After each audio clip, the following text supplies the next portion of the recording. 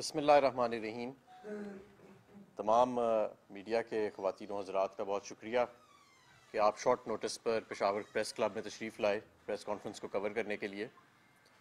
جیسا کہ آپ کو معلوم ہے کہ 2 دن پہلے میں پشاور ہائی کورٹ میں اپیئر ہوا اور 51 دہشت گردی کے مقدمات جو جعلی مقدمات میرے پہ بنائے گئے پنجاب کے 12 سے زیادہ اضلاع کے اندر، جن میں سے میں کسی ایک مقام پر بھی موجود نہیں تھا، ان کے اندر سے مجھے ایک راہداری ضمانت جو ہے وہ، کیونکہ میرا قانونی حق تھا، وہ مجھے دیا گیا۔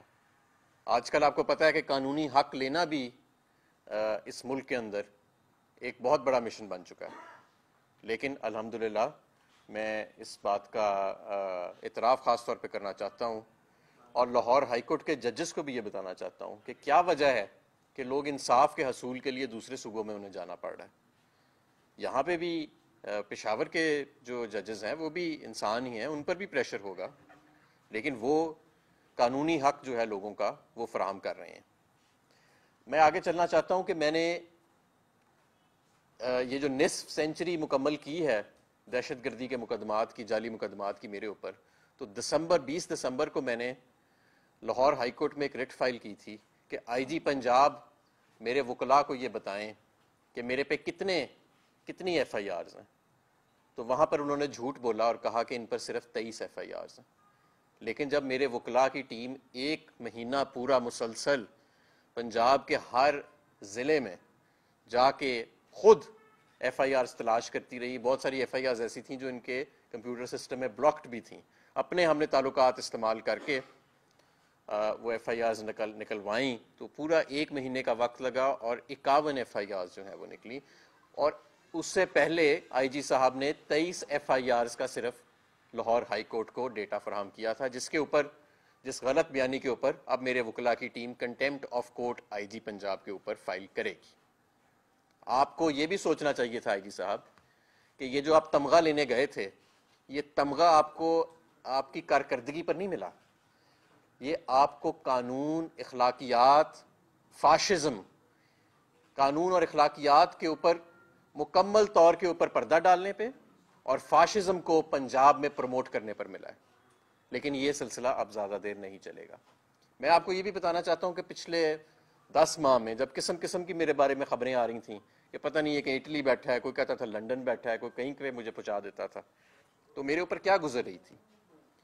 اس دوران میرے کاروبار کو سیل کیا گیا، میری رہائش جہاں پر میرے بزرگ والدین رہتے ہیں، میرے بچے رہتے تھے، اس کو سیل کر دیا گیا۔ میرے بچے بھی اور میں بھی، ہم پچھلے 10 ماہ سے دربدر ہیں۔ میرے 82 سالہ والد کو 2 مرتبہ گرفتار کیا گیا۔ میرے والد کو یہ بھی دھمکی دی گئی کہ اگر میں نے گرفتاری نہ دی تو میری بہنوں کے گھر جا کے وہاں پہ توڑ پھوڑ کی جائے گی، اور اس کے اگلے دن میری 3 بہنوں کے گھر ریڈز ہوئے اور وہاں پر شدید ایک طوفان بدتمیزی برپا کیا گیا۔ میری بہنیں وہاں پر موجود نہیں تھیں، لیکن ان کے گھر والوں کے ساتھ بہت زیادہ بدتمیزی کی گئی۔ اور میرا قصور کیا تھا کہ جس کی وجہ سے یہ نصف سینچری، اور یہ میرا صرف قصور یہ تھا کہ میں نے ان چوروں ڈاکوؤں کی ٹولی کو، جس کو کبھی آئی پی پی کا نام دیا جاتا تھا، کبھی پی ٹی آئی پی کا نام دیا جاتا تھا، کبھی نون لیگ کو لاڈلا لیگ کی شکل میں دوبارہ جنم دینے کی کوشش کی جاتی تھی، کبھی پیپلز پارٹی جو ایک زمانے میں اینٹی اسٹیبلشمنٹ جماعت کہلاتی تھی اور آج وہ بھی اسی اسٹیبلشمنٹ کے بل بوتے کے سہارے پر کھڑی ہے، کہ میں نے ان سب کو اس میں شمولیت اختیار نہیں کی، اور میں نے اپنے دور میں اس طرح لوٹ مار نہیں کی، اس طرح میں نے کرپشن نہیں کی جس طرح ان کے وزراء جن کو آج اس قوم پر مسلط کیا گیا ہے انہوں نے کی۔ میرا قصور صرف یہ تھا، اور میرا قصور سب سے بڑا یہ تھا کہ میں نے اپنے قائد عمران خان کو اس مشکل وقت میں چھوڑنے سے انکار کیا، اور نہ میں چھوڑوں گا۔ میں نے اپنی جماعت، میں اپنی کارکنوں کے ساتھ کھڑا رہا، اور اس کے نتیجے میں جس طرح چیف جسٹس فائز عیسیٰ صاحب کہتے ہیں نا، take the heat, if you can't take the heat get out of the kitchen, تو ہم نے چیف جسٹس صاحب ہم نے تو ہیٹ لے لی ہے، لیکن ہمیں ہمارا قانونی حق نہیں ملا. افسوس سے میں کہنا چاہتا ہوں پچھلے 10 ماہ میں صرف مجھ پر ہی نہیں، ہزاروں بے گناہ لوگوں پر جو جبر ہوا، جو ظلم ہوا، اس کا کون جواب دے؟ کسی ایک شخص پر بھی، کسی ایک بے گناہ شخص پر بھی اگر ریاست جبر کرتی ہے یا کوئی ایک دوسرے پر ظلم کرتا ہے تو اس کا حساب عدلیہ نے تو دینا ہے. اس کا مطلب ہے کہ عدلیہ سے کہیں نہ کہیں پہ کوتاہی ہوئی ہے، اور سب سے پہلے ظاہر ہے کہ چیف جسٹس آف پاکستان کو اس کا جواب دینا ہوگا. اس لیے میں چیف جسٹس آف پاکستان سے اور خاص طور پر لاہور ہائی کورٹ کے ججز سے یہ التجا کرتا ہوں کہ کسی پریشر میں آ کے، کسی خوف میں آ کے اپنے اوپر سے پریشر اٹھا کر بے گناہوں لوگوں پر نہ ڈالیں.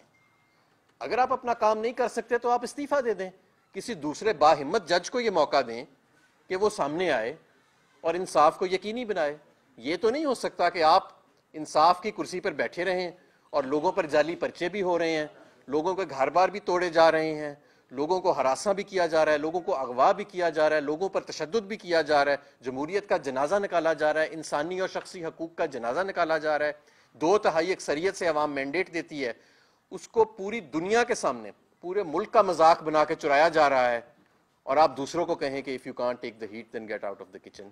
ہم نے تو 10 ماہ ہیٹ لے لی ہے، اب بہرحال اب آپ کا امتحان ہے، اور اب ہم دیکھتے ہیں کہ آپ کس طرح اپنی ہی عدلیہ جو ہے اس کو تحفظ فراہم کرتے ہیں اور اس ملک کے اندر جمہوریت، آئین اور قانون کو یقینی بناتے ہیں. میں یہ بھی کہنا چاہتا ہوں کہ بہت زیادہ پچھلے 10 ماہ کے اندر خوفناک خبریں جو ہیں وہ سامنے آئی ہیں، اور ایک جو آج کل تازہ چل رہی ہے، ایک تو یہ جو اسلام آباد ہائی کورٹ کے ججز نے جو اپنی داستان بیان کی، وہ میں سمجھتا ہوں کہ ہولناک داستان ہے کہ کس طرح بیڈ روموں میں کیمرے، کس طرح ان کے گھروں میں کیمرے، کس طرح ان کے رشتہ داروں کو الیکٹرک شاکس لگائے گئے. یہ سب تو اپنی جگہ ٹھیک، لیکن ایک خبر یہ آئی کہ بشرا بی بی کو زہر دیا گیا مبینہ طور پہ، اور ان کی زبان جل گئی، ان کی طبیعت اس وقت شدید ناساز ہے. اور یہ کوئی ایسی انہونی بات نہیں ہے، اسی ملک کے اندر ارشد شریف کو اسی دور کے اندر ارشد شریف کا قتل بھی ہوا، اسی ملک کے اندر عمران خان کے جسم کو گولیوں سے چھلی کیا گیا، اسی ملک کے اندر ہمارے 34 کارکنوں کو شہید کیا گیا 9 مئی والے دن، اسی ملک کے اندر الیکشنز 90 دن کے اندر ان کا انعقاد نہیں ہوا، اسی ملک کے اندر میڈیا کی زبان بندی کی گئی، اسی ملک کے اندر آج 40 دن سے زیادہ ہو گئے آپ کا social media platform Twitter بند ہے. تو یہ کوئی انہونی بات نہیں ہوگی اگر بشرا بی بی کو بھی زہر دینے کی جو خبر ہے وہ سچ ثابت ہوتی ہے، اور یہ سچ ہی ہوگی خبر، کیونکہ ظاہر ہے کہ انہوں نے بڑی ذمہ داری سے بات کی ہے. ہمارے کارکن، ہمارے لیڈر جیل میں ہیں، عمران خان صاحب جیل میں ہیں، 10 ماہ گزر چکے ہیں، کوئی ایک کیس ان پہ ثابت ہو نہیں سکا. یہ 51 لوگوں پہ جو جعلی انہوں نے کیسز کیے ہیں ان کا بھی میرے جیسے پرچوں والا ہی حال ہے. 51 جگہوں پہ میرے اوپر پرچے ہیں، کسی ایک جگہ پر بھی میں موجود نہیں ہوں ان مقام پر. میں تو اس دن ویسے ہی سفر کر رہا تھا اور مجھے کہیں پہ گجرانوالا میں پٹرول بمب، اٹک میں دستی بمب، پتہ نہیں کیا کیا، کسی جگہ پہ پستول میرے پہ ڈالی ہوئی ہے اور کیا کچھ کیا ہوا ہے. تو یہ جو ایک مذاق بنایا جا رہا ہے کرمنل جسٹس سسٹم کا، عدلیہ کو، پوری عدلیہ کو اس کے خلاف کھڑا ہونا پڑے گا، ورنہ اس ملک پہ فسطائیت کے تاریک بادل چھا جائیں گے. یا اس ملک کو جس طرف لے جایا جا رہا ہے لوگوں سے ان کا جمہوری حق چھین کے اور انصاف کے دروازے بند کر کے، تو آپ اس ملک کو کس طرف لے کے جا رہے ہیں؟ خدا نخواستہ افراتفری کی طرف لے کے جا رہے ہیں. اگر لوگوں کو عدالتوں سے انصاف نہیں ملے گا، اگر لوگوں کو ووٹ کے پرچی کے ذریعے تبدیلی لانے کا آپ اختیار ان سے چھین لیں گے، تو آپ عوام کو، اس 25 کروڑ عوام کو کیا پیغام دے رہے ہیں؟ اس 5ویں بڑے ملک کی عوام کو کیا پیغام دے رہے ہیں کہ تبدیلی کیسے لاؤ، پھر انصاف کا حصول کیسے حاصل کرو؟ اگر عدالتیں بھی ہم نے بند کر دی انصاف کے لیے، ججز کو ڈرا دھمکا کے، اگر ہم نے فارم 47 کے ذریعے جمہوریت کا بھی دروازہ بند کر دیا، تو عوام تبدیلی کیسے لائے؟ عوام انصاف کیسے لے؟ یہ کیا پیغام آپ دے رہے ہیں لوگوں کو؟ کیا آپ کس طرف ملک کو لے کے جا رہے ہیں خدا نخواستہ؟ میں یہاں پہ اپنے لیڈر عمران خان صاحب کا بھی ذکر کرنا چاہتا ہوں، جن کا نام لینا بھی وقت کے حکمرانوں نے ایک وقت پر اس پہ پابندی لگا دی تھی، اور پھر عوام نے 8 فروری کو ہر جگہ سے، ہر پولنگ سٹیشن سے، ہر قصبے سے ایک ہی پیغام آیا اور ایک ہی نام آیا، اور وہ تھا عمران خان. آپ نے کیا کچھ نہیں کیا اس مرد کلندر کو دبانے کے لیے. وہ آج بھی اپنی جگہ پر کھڑا ہے, آج بھی اس کی عزت میں اضافہ ہوا ہے, کمی نہیں ہوئی. آج یہ سب بونے رہ گئے ہیں, باقی جو آپ کے نمونے آپ نے اکٹھے کیے ہوئے ہیں, کسی کو وزیر اعلیٰ, کسی کو وزیر داخلہ, کسی نمونے کو صدر بنا دیا, کسی کو, یہ سب بونے ہیں اس مرد کلندر کے آگے. یہ الیکشن ہی نہیں, اگلی 2 دہائیاں میں دعوے سے کہتا ہوں پاکستان تحریک انصاف, عمران خان اور اس کے ورثاء کا دور ہوگا, اس کے سیاسی ورثاء کا.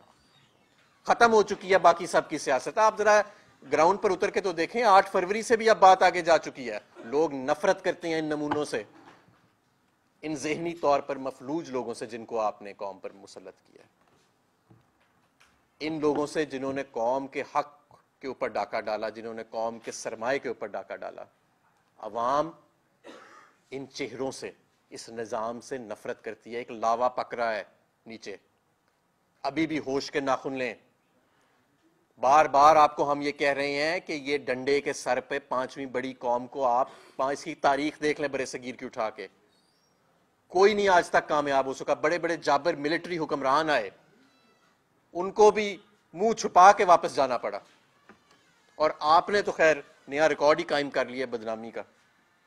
میں یہاں پر آخر میں کچھ بات معیشت کی بھی کرنا چاہتا ہوں کہ عام آدمی پر اس دوران کیا گزر رہی ہے.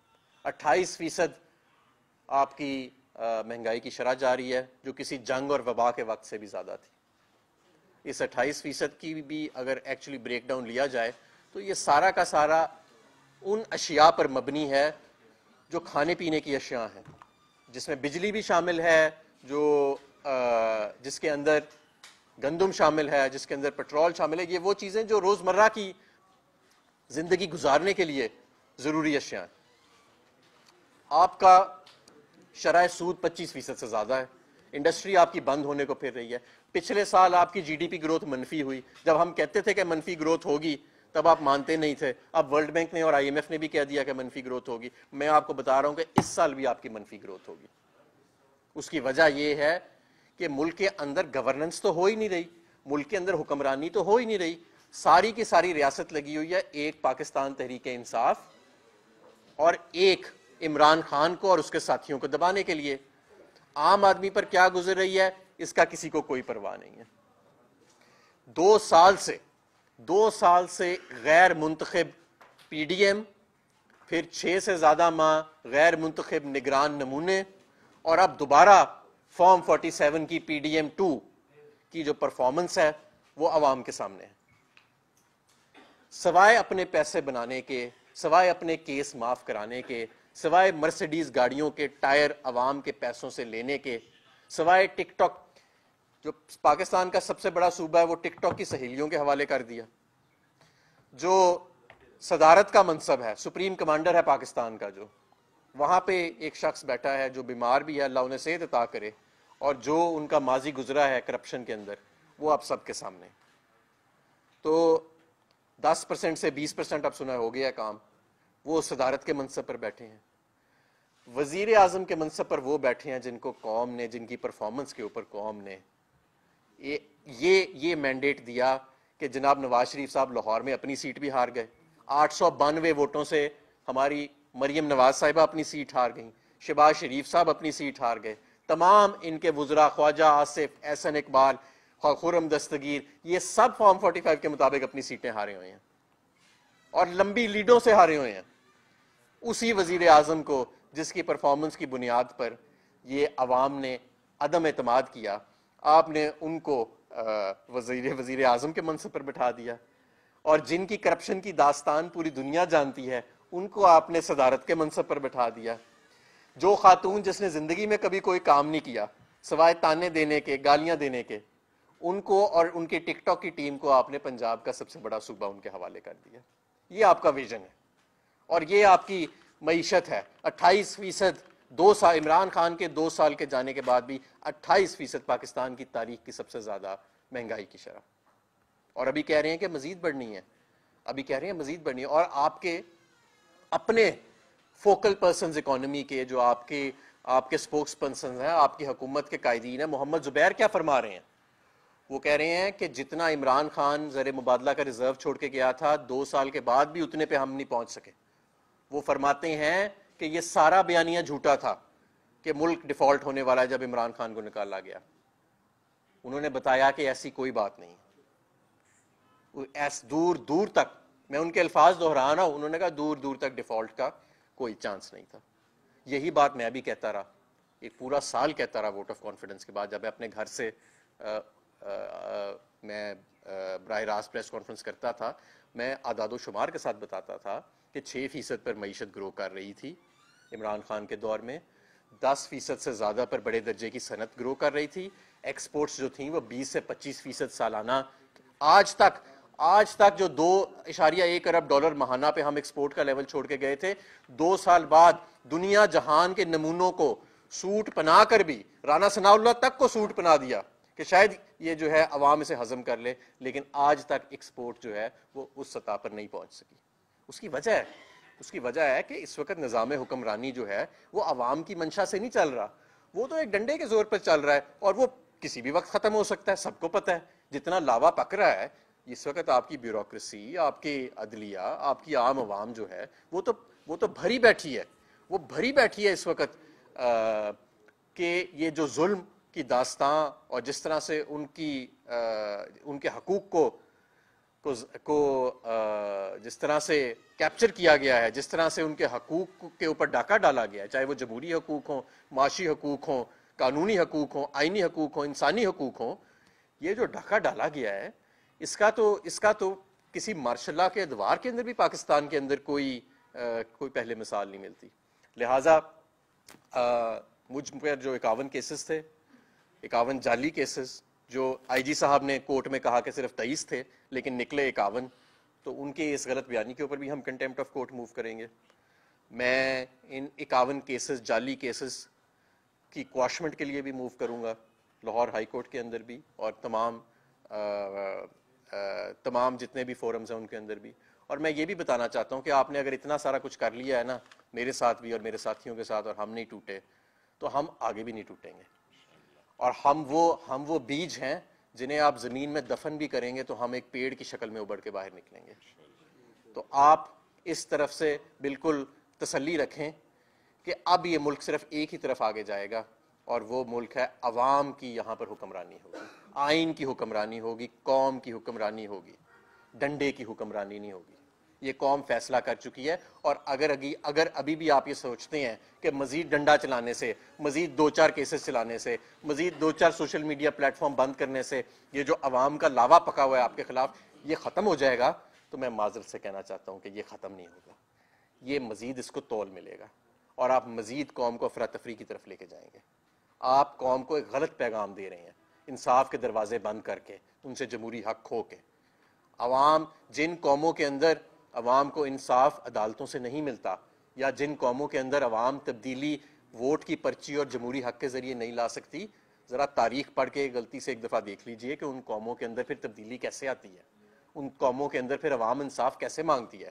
وہ کوئی بہت اچھے خدا نخواستہ سین نہیں ہوتے، وہ بہت خوبصورت مناظر نہیں ہوتے ان قوموں کے اندر جو دیکھنے میں آتے ہیں. اگر کل یہ وقت آتا ہے تو اس کی ساری ذمہ داری آپ پر ڈالی جائے گی کہ آپ نے یہ سارے دروازے بند کیے اور آپ نے عوام کو دیوار کے ساتھ لگا دیا. اس لیے ابھی بھی وقت ہے. آئین، قانون اور جمہور کا احترام کریں، عدالتوں کا احترام کریں، عدالتوں کے ججز کا احترام کریں، ان کو ڈرانے دھمکانے سے باز آ جائیں. جمہور کو، عوام کو ڈرانے دھمکانے سے باز آ جائے. رانا ثناء اللہ تڑیاں لگاتا تھا نا، عوام نے، آپ نے دیکھ لیا اس کے حلقے میں فیصل آباد میں اس کا کیا حشر کیا. آج وہ فیصل آباد میں شکل دکھانے کے قابل نہیں رہا. راجہ ریاض کو آپ نے تیار کیا تھا اور اس جیسے لوٹوں کو کدھر ہیں آج؟ وہ کہاں نظر آ رہے ہیں آپ کو کہیں پہ؟ وہ ایک اون چودھری کو آپ نے جتایا، 90,000 کی لیڈ سے وہ ہارا ہوا ہے. کس منہ سے جا کے بیٹھتا ہے وہ اسمبلی کے اندر شرمندہ اس کی کبھی آپ نے شکل دیکھی ہے؟ شرمندہ شکل اس کی. نواز شریف اپنے علاقے سے الیکشن ہار گیا، جہانگیر ترین کی سیاست ختم ہو گئی، پرویز خٹک کی نوشیرہ میں ضمانت ضبط ہو گئی. کیا یہ پیغام کم ہے؟ کیا یہ پیغام کم ہے کہ 17 سیٹیں جیتنے والے کو آپ کو اپنا منہ کالا کرا کے اس 17 سیٹ جیتنے والی جماعت کو آپ کو راتوں رات فارم 45 پوری دنیا کے سامنے منہ کالا کرا کے فارم 47 اس کے چینج کرا کے پھر بھی آپ اس کو میجورٹی میں نہیں لا سکے. آج بھی اس کے وہ صرف اور صرف اس وقت جو پوری حکومت کھڑی ہے نا, یہ جو لاڈلا لیگ کی, یہ صرف ایک چیز پر کھڑی ہے, بغض عمران پر. اس کا واحد سہارا بغض عمران ہے. جس دن بغض عمران نکل جاتا ہے یا کوئی شخص قانون, آئین اور جمہور کی حفاظت کرنے کا سوچ اس میں آ جاتی ہے, تو یہ سارے ان سب چھوٹے چھوٹے بونوں کی سیاست جو ہے وہ ختم ہو جاتی ہے. پاکستان تحریک انصاف آخر میں یہ کہوں گا کہ صرف موجودہ دور کی نہیں, اگلی دہائیوں کی یہ جماعت ہے جو برسر اقتدار بھی رہے گی اور پاکستان کی سیاست پر حاوی بھی رہے گی. اس کی وجہ یہ نہیں ہے کہ ہم نے کوئی ڈیل کر لی ہے, اس کی وجہ یہ ہے کہ ہم نے کوئی ڈیل نہیں کی, ہم نے انکار کیا, اور ہم نے اگر کسی سے ڈیل کی تو وہ عوام سے اور یوتھ سے کی. ہم نے قوم کے دل جیتے, اور یہ دل جن دلوں میں عمران خان کے لیے جگہ بنی ہے, یہ اب جبر کے اور پروپیگنڈا کے زور کے اوپر یہ نہیں تبدیل ہوں گے. انشاءاللہ تعالی پاکستان کا مستقبل روشن ہے. اس سے پہلے ہو سکتا ہے کہ ہمیں ایک سخت وقت سے گزرنا پڑے, کیونکہ آزادی جو ہے وہ آپ جانتے ہیں کہ وہ ایسے دی نہیں جاتی, اس کے لیے تو بڑی جد و جہد کرنی پڑتی ہے. وہ جد و جہد ہم کرنے کے لیے تیار ہیں, اور ہمارے تمام کارکن تیار ہیں, سب لوگ جو ہیں وہ. اور میں یہ بھی انہیں بتانا چاہتا ہوں کہ اگر آپ مجھے منظر عام سے غائب کرتے ہیں کسی بھی طریقے سے, تو میرے پیچھے ہزاروں لوگ اور کھڑے ہیں, ان کو بھی آپ غائب کرتے ہیں, ان کے پیچھے لاکھوں لوگ اور کھڑے ہیں. یہ سفر آئندہ چلتا رہے گا, اور یہ سفر رکنے والا نہیں ہے. پاکستان تحریک انصاف وفاق کی سب سے بڑی جماعت ہے. یہ واحد جماعت ہے جو چاروں صوبوں اور باقی تمام اکائیوں کو اکٹھے رکھی ہوئی ہے. پشاور چلے جائیں, لاہور چلے جائیں, کوئٹہ چلے جائیں, کراچی چلے جائیں, گوادر سے لے کے تربت تک, گلگت بلتستان سے لے کے آزاد کشمیر تک, اگر اس وقت پوری قوم کسی ایک نقطے پر اکٹھی ہے تو اس کا نام عمران خان ہے. تو ہم انشاءاللہ تعالی اس نقطے کو, اس پر کسی قسم کی ضرب نہیں آنے دیں گے. بہت شکریہ جی. جیسے آپ نے کہا کہ ہائی کورٹ کے ججز نے لیٹر کیا ہے اور دے ہیو ایلیجڈ جو انٹرفیرنس ہے ایجنسیز کی جوڈیشل میٹر, کہ کیا میرا آپ سے ایک کوشچن, کیا آپ کے دور حکومت میں یہ ایسے نہیں ہوتا تھا؟ ایک secondly you have resigned from party positions, ٹھیک ہے, اور آپ نے کہا کہ میں اتنا مؤثر نہیں ہوں, I am not on the ground, ٹھیک ہے, اور اس پہ آپ نے ایک یہ بھی بات کی ہے کہ direct access to Imran Khan, جو ابھی پارٹی لیڈرشپ ہے, کیا یو ڈونٹ پوسٹ کانفیڈنس تھا کہ آپ کہہ رہے ہیں, ہر بندہ کہہ رہا ہے کہ ڈائریکٹ ایکسیس ہونی چاہیے عمران خان سے ملنے کی؟ پھر جو پہلا آپ کا سوال ہے, ہمارے دور میں تو کبھی کسی جج کو دھمکیاں نہیں دی گئی تھیں, نہ ہمارے دور میں کسی کو اغوا کیا گیا تھا ایسے اور اس کو تشدد کا نشانہ بنایا گیا تھا, نہ کبھی آئین اور جمہوریت کے ساتھ یہ مذاق کیا گیا تھا جو کیا جا رہا ہے.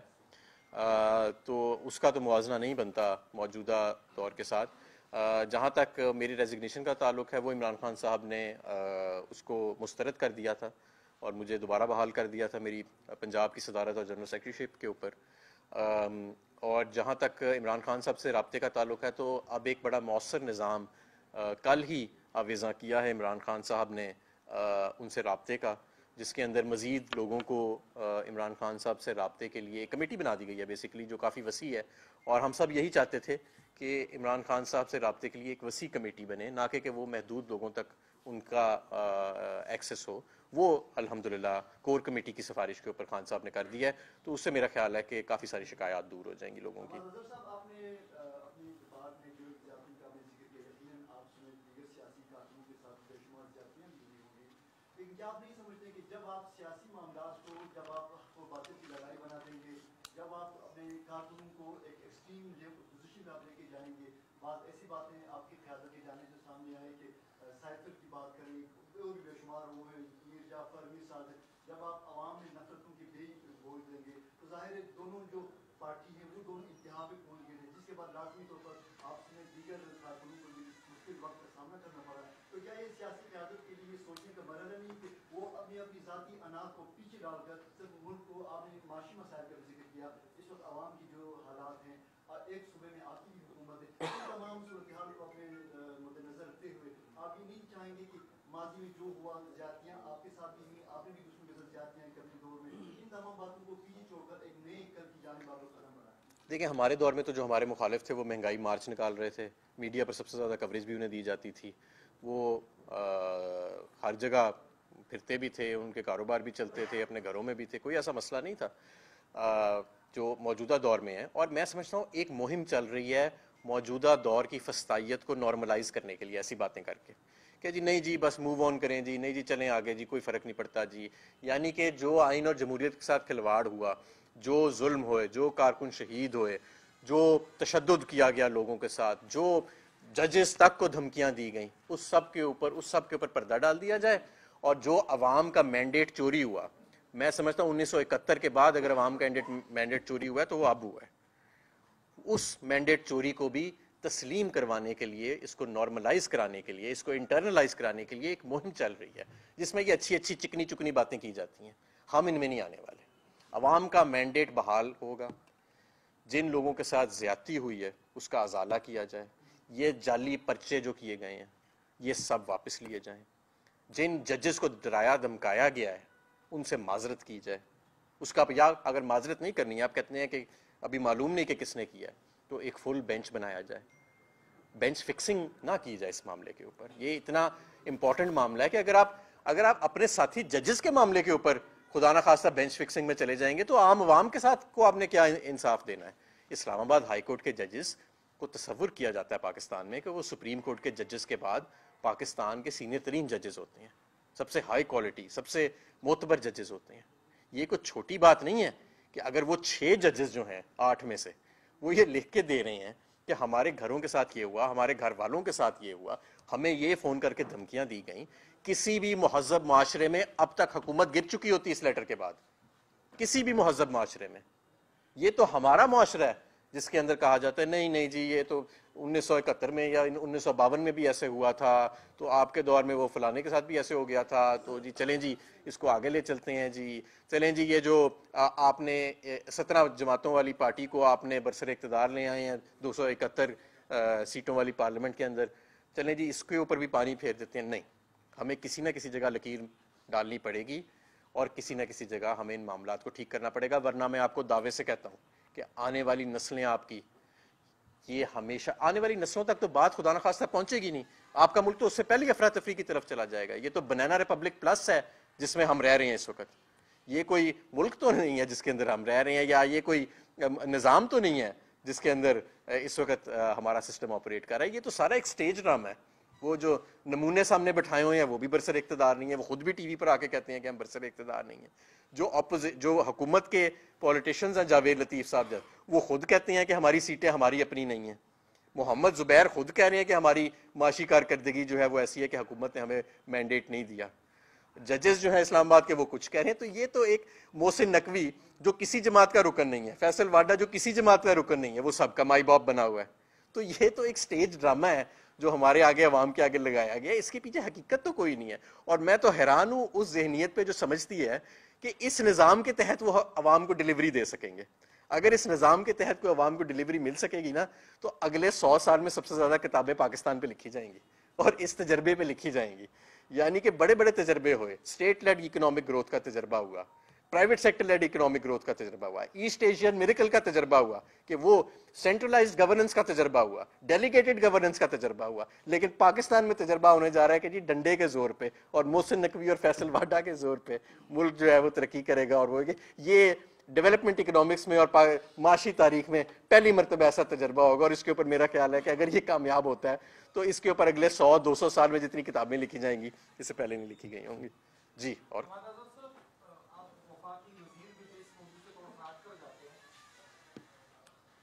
शुमार गैस के हवाले से गलत हैं। तकरीबन औसतन 300 MMCFT जो है वो खैबर पख्तूनख्वा से गैस की पैदावार होती है और 300 MMCFT ही खैबर पख्तूनख्वा को गैस की सप्लाई होती है। सर्दियों में ये बढ़ जाती है, सर्दियों में गैस की सप्लाई जो है वो 300 से भी बढ़ा के खैबर पख्तूनख्वा में दी जाती है। सबसे कम गैस की लोड शेडिंग खैबर पख्तूनख्वा के अंदर है, बाकी तमाम सूबों को अगर देखा जाए तो सबसे ज़्यादा पंजाब में है, रेट भी सबसे ज़्यादा पंजाब में है, सबसे कम जो है वो सिंध और उसके बाद खैबर पख्तूनख्वा में है। जहाँ तक बिजली की बात है तो हमारे दौर में बिजली की जो खपत थी वो सालाना 11% के हिसाब से ग्रो कर रही थी और सबसे ज़्यादा जो नया रिकॉर्ड भी सेट किया गया बिजली की प्रोडक्शन और खपत के अंदर वो पाकिस्तान तहरीक इंसाफ के दौर के अंदर रखा गया।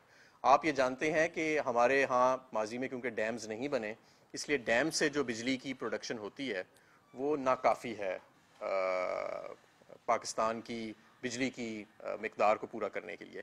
اس لیے نواز لیگ نے بدقسمتی سے امپورٹڈ ایندھن کے اوپر بہت سارے بجلی گھر لگائے جس کا بوجھ جو ہے وہ اب چاروں صوبوں کو اٹھانا پڑتا ہے. یہ ایک بڑی لمبی بحث ہے کہ جی جس صوبے میں ایک ڈیم ہے یا 2 ڈیم ہے, یا سندھ پھر کہے گا کہ جی گیس بنانے والی جو سب سے زیادہ پاور پلانٹس ہیں وہ ہمارے پاس ہیں, بلوچستان کہے گا کہ گیس سب سے زیادہ ہم دیتے ہیں. تو یہ تو پھر ایک بڑی لمبی ہم بحث میں چلے جائیں گے. پنجاب کہے گا گندم ہم دیتے ہیں. اس بحث میں ہم نہیں پڑھ سکتے, لیکن یہ بات ضرور ہے کہ میرا خیال ہے کہ پاکستان کی تاریخ میں اگر خیبر پختونخوا کو سب سے زیادہ فنڈز اور ڈیولپمنٹ ملے ہیں تو وہ پاکستان تحریک انصاف کے دور میں ملے ہیں. قبائلی علاقوں کو بھی جس طریقے سے سب سے زیادہ فنڈز ملے ہیں وہ پاکستان تحریک انصاف کے دور میں ملے ہیں. میں تو پشاور پہلے بھی آ چکا ہوں, اور میں جب بھی آتا ہوں تو پشاور الحمدللہ ایک نیا چہرہ مجھے دکھاتا ہے. آپ کے سامنے, آپ تو یہاں کے رہنے والے ہیں, کہ پچھلے 10 سال میں پاکستان تحریک انصاف نے پشاور کا چہرہ بدل کے رکھ دیا. یہ ایسا پشاور تو نہیں ہوتا تھا. میں ایک دفعہ پہلے یہاں آیا تھا پاکستان تحریک انصاف کے دور سے. آپ لاہور میں, اچھا میں آپ کو ایک اور بات بتاتا ہوں, لاہور صرف گلبرگ, لاہور میں آپ کو بتاتا ہوں زیادہ خوبصورت ہے. کیسے؟ آپ لاہور میں جب جاتے ہیں نا, آپ صرف گلبرگ, ماڈل ٹاؤن اور ڈیفنس میں پھرتے ہیں. لاہور کے 14 حلقے ہیں. لاہور, گلبرگ, ڈیفنس اور ماڈل ٹاؤن صرف 2 حلقوں پر مشتمل ہے. آپ ذرا کبھی میرے حلقوں میں آئیں, آپ کو میں شادرے میں لے کے جاتا ہوں, آپ کو میں کبھی اندرون شہر میں لے کے جاتا ہوں, آپ واپس آئیں گے, آپ کہیں گے کہ میں جنت میں آ گیا ہوں. Thank you.